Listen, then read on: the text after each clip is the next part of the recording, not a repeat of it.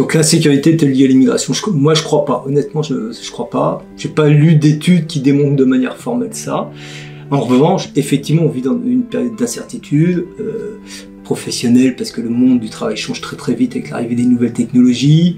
Il y a l'incertitude climatique, il y a la guerre à nouveau en Europe, il y a tous ces éléments. Et puis après, l'insécurité c'est un sentiment et il y a plein de gens qui se sentent plus en sécurité, mais parce qu'ils ont vu le service public fermé et qui sont au désarroi parce qu'ils ont personne quand ils ont une difficulté.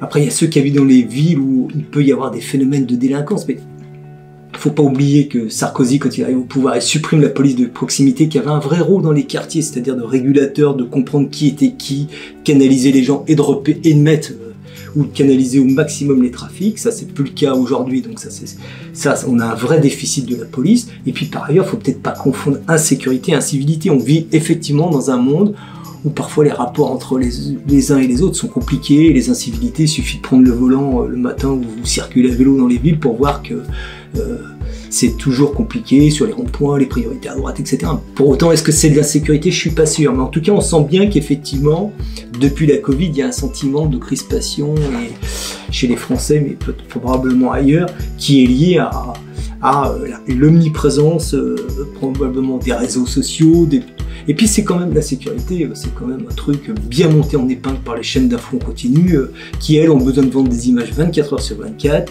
et qui peuvent faire 2 heures sur une poubelle qui brûle. Hein. Bon voilà. Et donc c'est ça, comment monter en épingle un truc et comment faire croire aux gens que c'est comme ça.